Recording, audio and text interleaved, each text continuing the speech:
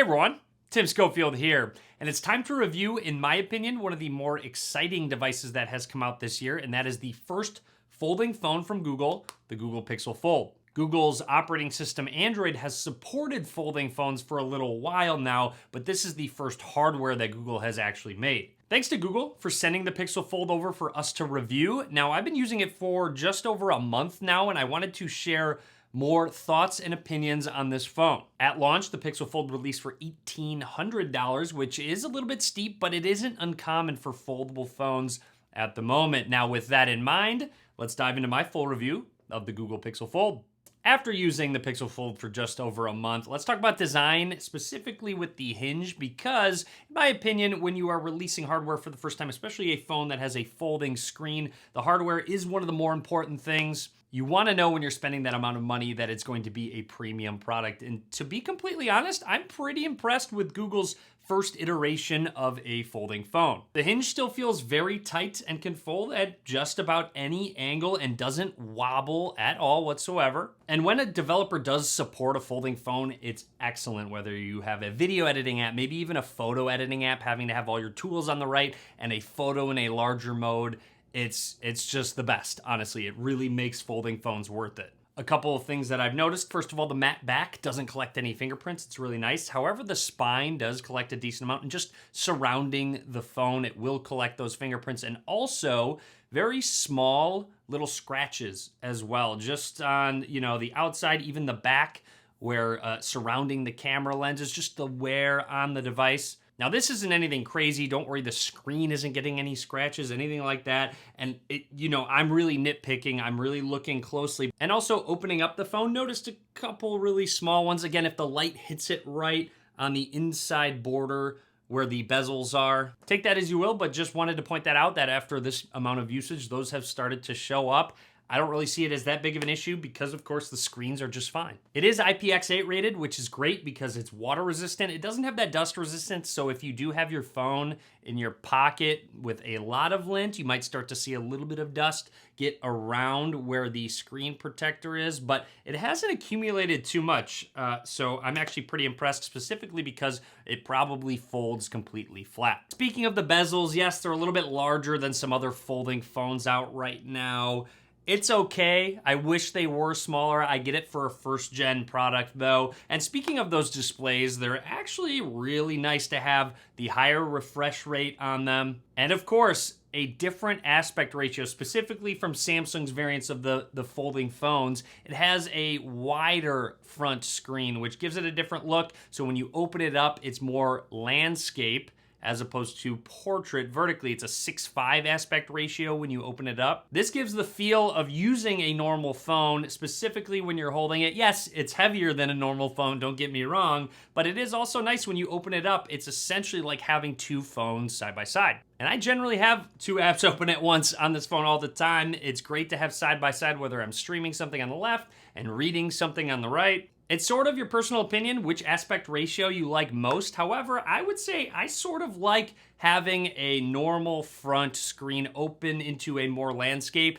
However, when you start to use apps that are vertical scrolling like Instagram, maybe even Twitter, any app or website that you're scrolling, you'd want to use it vertically. So Samsung's better at that because when you open it up, it is already made for vertical content. Speaking of, some applications aren't necessarily optimized for a folding phone. They have black bars on the side, they're cut off. And that's not necessarily Google's fault. Looking at you, Meta, with Instagram, even Facebook, it's just not quite optimized for a folding phone yet. But now that Google has their own hardware and software to support folding phones, I really hope developers take it on to actually start supporting these devices with their applications. Apps like Settings, Play Store, Gmail, Calendar, and others, Weather, have content on the left and right hand side when you have it in full screen mode, which makes it much quicker to navigate through and see more information on one page. Something else I'd like to mention about the displays is I do wish they got a little bit brighter, specifically when you're outside. That plastic screen protector on the inside is fairly reflective, a little bit more reflective than some other foldables. So when the screen doesn't get quite as bright, it reflects quite a bit, so it's a little bit harder to see when you're outside. Couple usability things I'd like to point out. First of all, no stylus support, which you can get with Samsung folding phones. So if that's a differentiator, wanted to point it out. And also, I really like that on this phone, you can choose auto rotate on the outside versus the inside display. So the inside display, I have it set to auto rotate, but then on the outside display, I don't want it to auto rotate, and other folding phones don't have that option.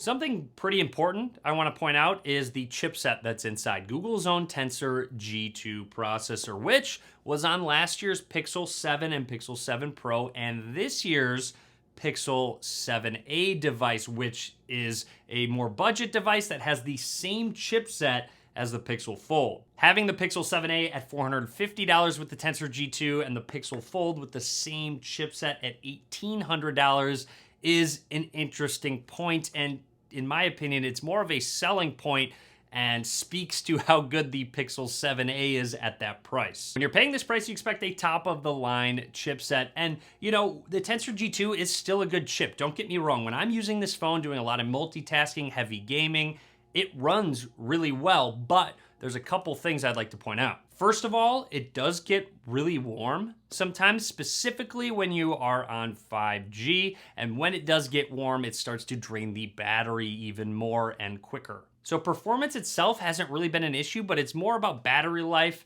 and even signal performance with 5G connectivity in general. When it comes to that triple camera system, I am really impressed. As usual, Google has killed it with their cameras on their Pixel phones. So while it may not have the latest camera sensors, it may not have the latest chipset, the photos all three of these lenses take are fantastic. Main sensor, ultra wide angle, and even the telephoto. The photo processing from this phone is incredible, just like all of the Pixels of the past. And a huge benefit of having a folding phone is that you can use that front screen while unfolded, so you can take selfies with those main sensors. You also can prop it up so that you can take group shots without having to hold out your arm. There is a feature that you can hold up your palm, but it only works if you have a timer on. So a 10-second timer, it will detect your palm, but I wish it would detect it if the timer wasn't on, so I don't have to manually go into settings, and then it would just start maybe a 3-second timer. I also found when taking group selfies, make sure you tell everyone to look at the lens. There's a decent distance between the screen and the actual lens, so you want everyone's eyes going up towards the actual camera lens. And again, the pictures are top quality. You will not be disappointed by this camera system, even in lower light, bright light, you name it, even those portrait shots. All in all, it's a great start for Google in the foldable phone market. It makes me really excited for the future of foldables, more app support from developers, and just different form factors coming out. I think a big differentiator will start to become software. Samsung already has 5 years under their belt to add specific features, a lot of multitasking, stylus support, so Google does have some catch up to do in terms of the amount of features that their phone supports. And like I said, that chipset is starting to get a little bit old for an $1,800 device, so that sort of reserves me from really jumping at this phone out the gate. Anyways, that's my full review on the Pixel Fold from Google. If you have more questions, drop a comment. I'll be hanging around in the comments section. Be sure to give this video a thumbs up. And as always, thanks for watching.